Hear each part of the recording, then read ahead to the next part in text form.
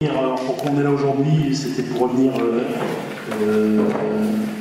sur une délibération qu'on n'a pas pu adopter lors de la dernière réunion du conseil municipal, mais qui nous bloque aujourd'hui dans le fonctionnement du marché d'appel d'offres.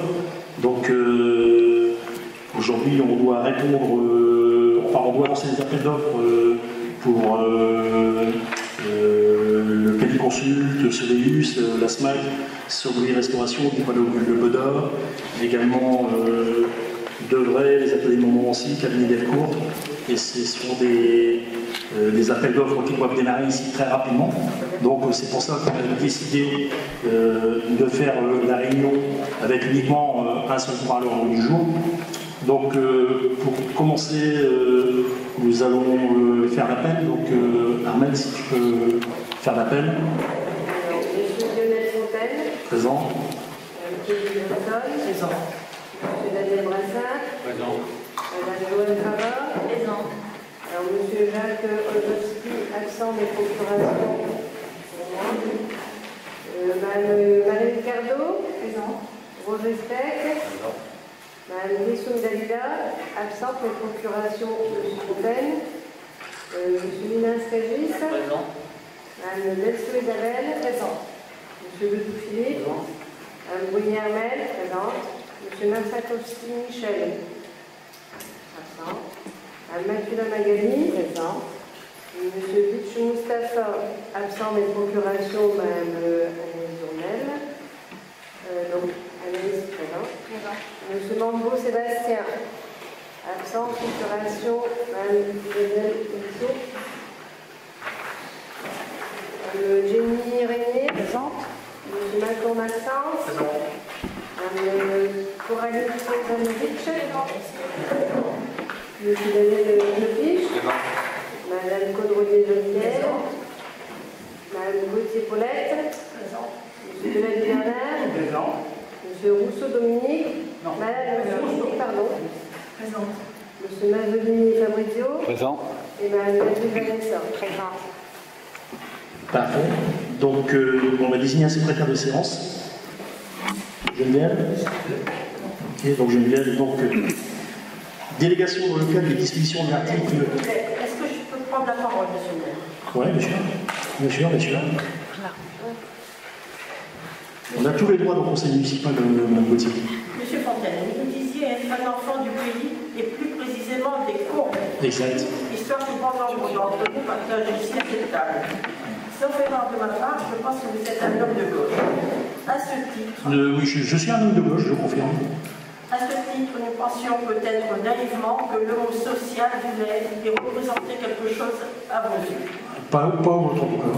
Néanmoins, nous pourrions nous poser la question de savoir si le social rime avec gauche, droite, centre, etc. Force est de constater que l'homme de gauche que nous avions devant nous, issu des corons, ce formidable projet social qui a permis à tant de personnes d'emprunter l'ascenseur républicain. Il nous semble que votre politique sociale est incohérente. J'en veux pour preuve la somme de 220 000 € environ, soi-disant clientélisme et électoraliste, voulu par l'ancienne municipalité que nous représentons. Sachez, M. Fontaine, que la pauvreté et la misère font malheureusement des ravages à Maine comme ailleurs. Néanmoins, que ne fut pas notre stupéfaction par votre manque d'humanité au sujet de ces 220 000 € environ. Certes, ce sont des chiffres qui dépeignent une rivalité de notre commune, une réalité de notre commune, où, dans certains foyers manisiens, la faim fait rage. Ce fut pour l'ancienne municipalité une priorité impérieuse de tous les instants au service des Manisiens les plus humbles. Merci de votre attention. Merci, Mme Gauthier. Vous voulez une réponse? Non, c'est une constatation. Si. Je peux répondre. Moi, ce qui m'a frappé, c'était la différence entre 2019 et 2020. Vous avez doublé la somme en 2020. Donc la différence qu'il y avait entre ces deux années, c'est que 2020 était une année électorale. C'est tout. Mais la misère en 2009 est la même qu'en 2020. La seule différence, M. Brassard, c'est qu'il y avait le Covid. Oui, mais moins que le confinement. Voilà la différence, monsieur. Et ça vous Donc, vous venez de nous confirmer que vous êtes une femme de gauche et que vous êtes près des petits gens. Merci, je suis content de le savoir. Je suis pas sûr qu'il l'interprète comme ça, en tout cas, en les rencontrant tous les jours. C'est pas ce qu'ils me disent concernant. C'est pour ça que je suis un peu surpris, quoi. Votre appréciation vous appartient, leur appartient. Ouais, non, mais bien sûr, mais moi, je vous ai dit, on est dans un espace de débat. Donc, Madame Gauthier, vous me posez des questions. Moi, je vous laisse parler, je débat sans problème. Vous voyez, je ne stoppe pas la communication comme vous, parce que vous disiez toujours, c'est moi qui décide, c'est comme ça, c'est pas autrement. Pour avoir la parole en réunion de conseil municipal avec vous, c'était très compliqué. Rappelez-vous, il fallait vous faire des questions écrites 5 jours avant. Moi, je vous demande rien. Rien. Moi, je suis pour une bonne démocratie dans la commune, et je laisse parler les gens, et même si je ne suis pas d'accord avec eux, je les laisse s'exprimer, chose que vous n'avez jamais été capable de faire. Jamais. Et pourquoi c'était comme ça, monsieur? Parce que nous étions comme dans un poulailler. Ah bon? Ah oui. Ah bon? Bah, écoutez... Ça captait dans tous les sens. D'accord. Alors, il faut un peu d'ordre. Ah, il faut un peu d'ordre, mais apparemment, là, vous n'avez pas su la tenir. Aussi, monsieur Macron. Non. Mais enfin, bref, voilà, donc... Je le repousse aujourd'hui. C'est ce que vous faites l'inverse. En tout cas, après 12 ans de mandat, la dernière année, vous découvrez une fibre sociale. Tout à fait remarquable. C'est vous qui dites, vous êtes responsable en totalité. Bien sûr. Mais nous, on prend nos responsabilités, Mme Gauthier, ne vous inquiétez pas de tout ce qu'on dit et de tout ce qu'on fait. D'ailleurs, vous voyez, c'est pour ça qu'on fait encore une réunion de conseil municipal. Ouais, je vais encore dire une chose. On fait 3 réunions, ça fait 1 mois et 5 jours qu'on est élus. On est déjà à 3 réunions de conseil municipal. C'est quand même pas mal. Hein. C'est bien. L'année dernière, la dernière réunion de conseil municipal sur votre mandature, Covid passé, décembre. Et encore, vous essayez les conseils municipaux parce que vous êtes obligé de les faire tous les trimestres. Parce que sinon, c'était très compliqué. La communication, zéro. On découvre plein de choses. Mais Madame Gauthier, on découvre plein de choses aujourd'hui. Pour faire un conseil municipal, il faut avoir des... Non, il ne faut pas avoir de matière. Moi, j'ai aujourd'hui une délibération à prendre, mais je fais lire le conseil municipal. Mais il va bien faire, M. Mazzolini. Parce que Mazzolini, il me pose une question et que je trouve juste. Donc, on fait une réunion de conseil municipal. C'est ça la démocratie. Mais vous l'auriez jamais fait. Ouais, vous l'auriez jamais fait. Jamais. Allez, arrêtez de me dire des conneries, Gauthier. Bien sûr, je suis responsable, j'ai aucun souci avec ça. Moi, je suis un gros démocrate par rapport à vous, ça je peux vous le dire. Et je laisse la liberté de la preuve. Je vous ai même mis dans les commissions, je ne suis même pas obligé de le faire. Vous voyez? Mais moi, je veux les commissions à tout le monde, parce que la vie communale, elle n'appartient pas à Lionel Fontaine. La vie communale, elle appartient à tous. Elle appartient à tous, contrairement à vous. Vous étiez dans certaines commissions quand même. En tout cas, si j'étais dans certaines commissions, on va me rappeler lesquelles, parce que les commissions obligatoires auxquelles on n'a jamais même été conviés. Moi, demain, il y a une commission d'appel d'offres, Madame Gauthier, c'est pour ça qu'on est réunis aujourd'hui. Et demain à 17h30, l'opposition, elle est bienvenue à la commission d'appel d'offres, que demain pour ceux qui y siègent. Vous voyez, c'était pas le cas chez vous. Peut-être qu'il y avait vous voulez peut-être pas nous voir dans les commissions d'appel d'offres, j'en sais rien. Mais ça, l'avenir nous le dira. L'avenir nous dira, Mme Gauthier. Ne vous inquiétez pas, on y travaille. On en reparlera, monsieur. Là, on va en reparler d'ici pas très longtemps, je vous rassure. Je n'en doute pas. Voilà. Donc, pour en revenir à la dernière réunion du conseil municipal, on avait débattu sur une délibération qu'on n'a pas pu adopter. Donc, on va apporter quelques précisions au conseil. Daniel a fait également aussi un travail dernièrement, au moins la semaine dernière. Je vais lui laisser la parole. Moi qui fait le travail, c'est Martine et son équipe. Et son équipe, exactement, Martine. Donc en fait, alors effectivement, on est obligé de faire une réunion de conseil uniquement à cause de ça, parce que la signature du maire étant bloquée, il faut absolument cette déclaration. Et notre receveur étant quelqu'un de très strict sur le plan juridique, s'il n'y a pas de délibération, il ne peut rien payer. Alors donc, c'est un petit peu embêtant, mais il y a un avantage à cela quand même, c'est que ça nous permet de faire le point de manière précise sur tout ce qui concerne les seuils de procédure et les seuils de publicité. Donc, il y a un document qui a été donc, utilisé, c'est donc le document servicepublic.fr où on explique les seuils de procédure et les seuils de publicité des marchés publics.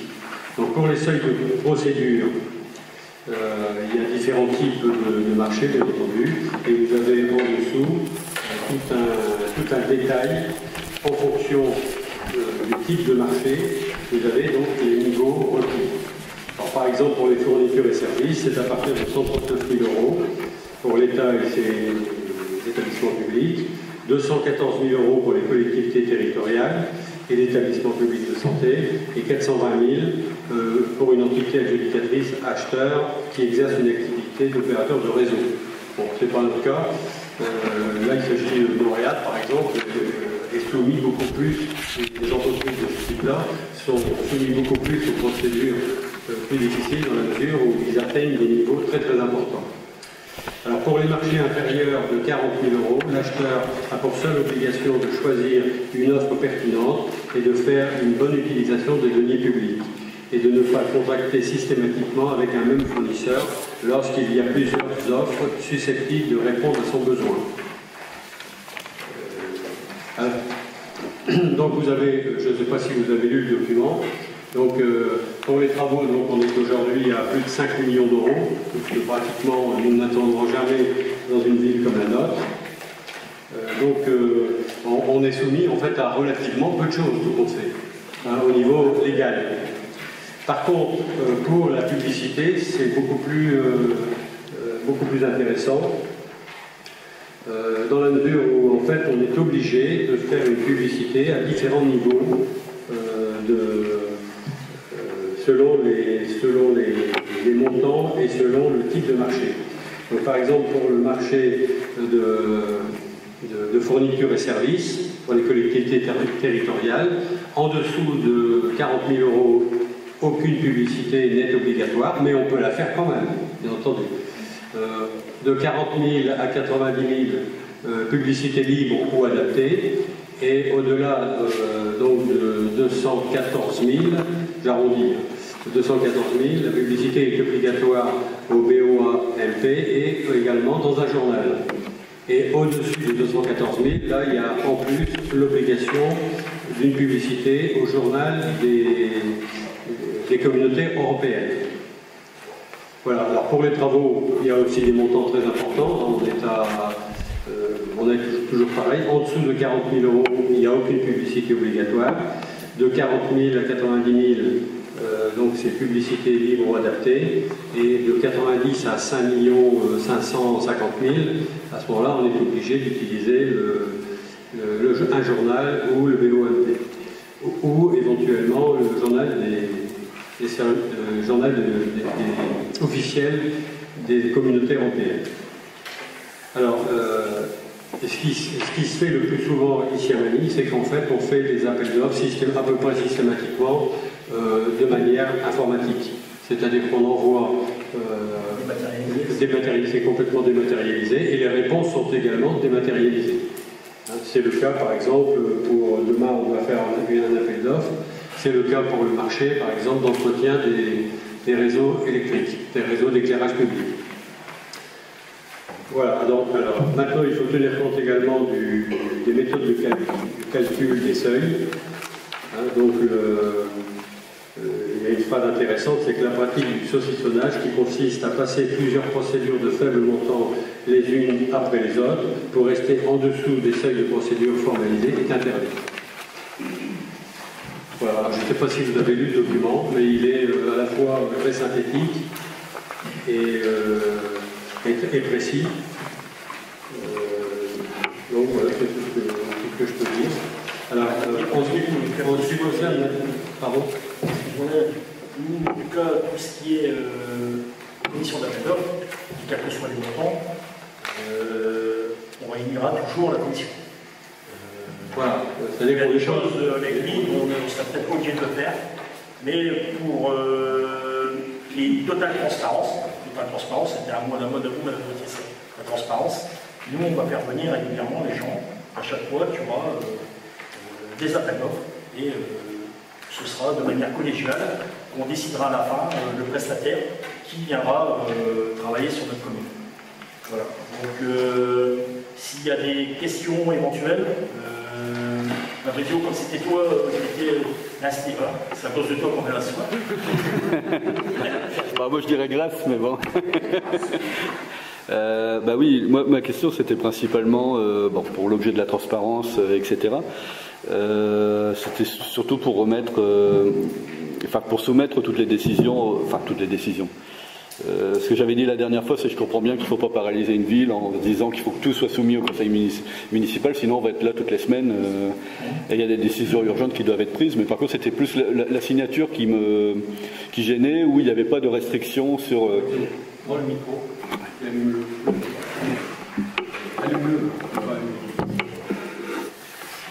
Si, apparemment elle fonctionne. Vous m'entendez? Ouais. Donc c'était plus à ce niveau-là par rapport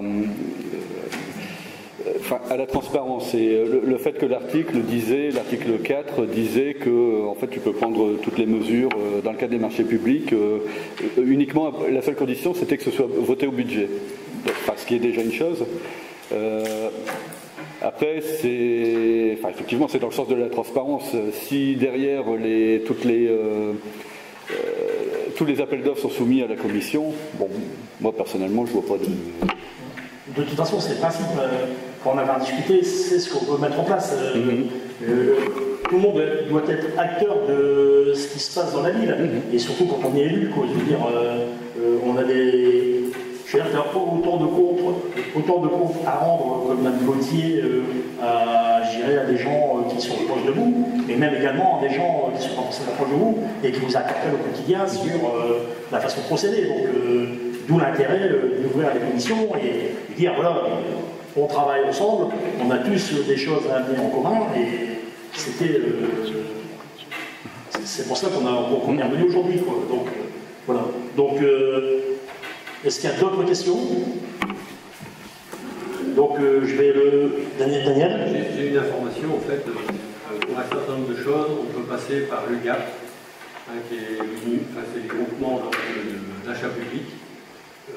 Et j'ai vu que pour le gaz et l'électricité, on passait déjà par l'UGAP. Donc, il n'y a plus besoin de refaire d'appel d'offres, puisque l'appel d'offres est fait à leur niveau, mais au niveau français. Donc, on a d'ailleurs, j'ai regardé les prix concernant l'énergie, le kilowatt gaz et le kilowatt électrique, on est très très largement en dessous des prix publics. Donc, l'utilisation de l'UGAP, par exemple, pour un certain nombre de marchés, par exemple, fourniture de bureaux, par exemple, ça peut être une excellente solution. Mais encore faut-il le dire à la commission d'appel d'offres. Et voilà, on a traité avec l'UGAP. La commission d'appel d'offres ou au conseil aussi. Moi, c'est aussi par rapport aux conseillers qui ne sont pas forcément dans le domaine de l'appel d'offres. Je parle pour moi, mais je parle aussi pour tout le conseil municipal. Et après, le GAP, effectivement, c'est des très bonnes solutions. Après, j'imagine que les procédures de consultation sont garanties et sont aussi contrôlées bien plus que les procédures municipales, puisqu'il y a plusieurs municipalités qui sont concernées. Donc, Alors, par contre, pour le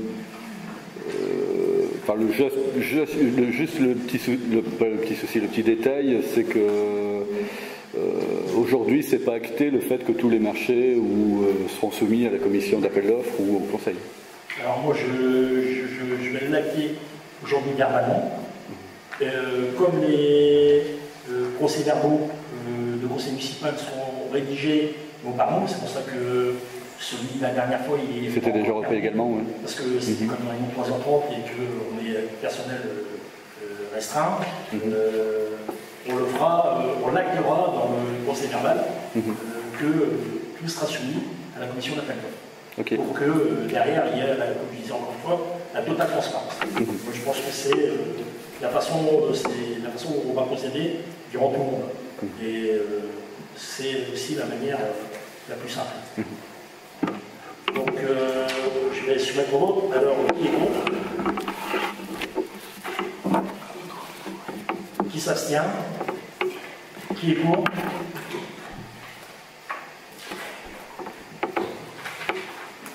Alors, je n'ai pas rajouté de questions diverses. J'ai peut-être quelques petites infos sur les quartiers en fait qui se déroulent très bien actuellement. Il y a également, j'ai été faire aujourd'hui un tour avec le commandant de police dans les quartiers où il y a de gros problèmes actuellement. Donc, des messages, je suis obligé de le faire, mais j'aime bien le faire. Donc le commandant de police m'a quand même dit qu'ils ont des effectifs très restreints actuellement. Sur le territoire Somain à Niche, il n'y a que 2 équipes de nuit, donc 6 personnes, avec actuellement une équipe qui ne tombe pas. Donc pour gérer tout le secteur Somain à Niche actuellement, c'est très compliqué.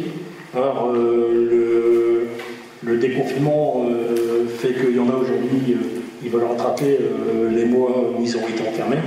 Donc c'est la fête à tout va, c'est des interventions régulières. Donc j'ai pas encore noté le nombre d'interventions qu'on a fait pour des problèmes de voisinage suite aux nuisances sonores, mais c'est énorme. Et puis on a déjà alpagué 4 jeunes tout à l'heure dans le stade germinal sur des plaques qu'ils avaient cassées. Donc ils rentraient dans le stade, et moi comme je connais bien, et comme je suis un enfant des corons, Madame Cotier, je connais très bien ma commune, je connais très bien aussi les petites voyelles où se planquent, on va dire, les petits merdeux. Et on a été faire une visite et j'aurais donné des points où on peut les cueillir. Et puis tout à l'heure, nous, quand on est allé au stade, on n'est pas passé par la porte, on est passé de l'autre côté derrière, puis on en a chopé 4. Vous voyez, comme ça en plage, on les a attrapés. Donc c'est parfait. Donc derrière ça, il y a quand même une recrudescence actuellement d'incivilité. Ce qui est très compliqué, c'est que ceux qu'on a pris tout à l'heure sont des jeunes de 15 ans. Donc c'est vraiment de la délinquance juvénile. Ça complique la donne. Donc le sous-préfet va bientôt venir me rencontrer. J'aurai l'occasion d'échanger également. Et nous allons réfléchir dans les jours qui viennent également à passer un petit coup de gueule également pour qu'on puisse renforcer les effectifs de police ici dans le secteur. On ne peut pas continuer sur un territoire comme notre communauté de communes avec peu de moyens pour la police nationale.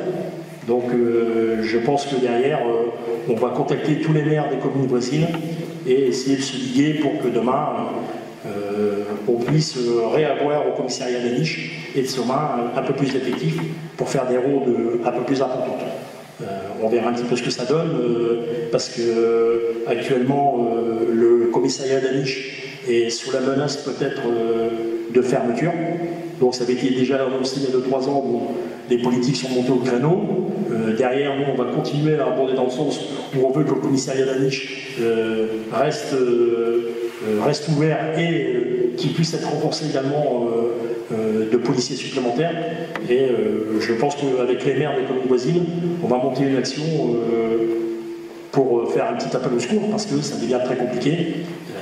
Alors, moi je dis à Mani, il y a pas mal d'incivilité, on en a recueilli une paire ces dernières semaines, et pour le commandant, il n'y a rien à Mani. Parce que lui, hier, il a coursé avec en moto à Niche, qui s'est jeté d'un toit, comme Belmondo dans les films, pour se barrer. Il s'est cassé la jambe d'ailleurs, et puis ils l'ont cueilli quand même, parce que bon, Belmondo, il a peut-être été un cascadeur que le motard, lui, qui s'est barré, n'avait pas. Donc, voilà, on va continuer à renforcer l'action, il faut qu'on soit très vigilant sur ce qui se passe actuellement. Et par contre, on va faire passer aussi le message que même une petite incivilité doit faire l'objet d'un dépôt de plainte. Seuls les dépôts de plainte font qu'on avancera.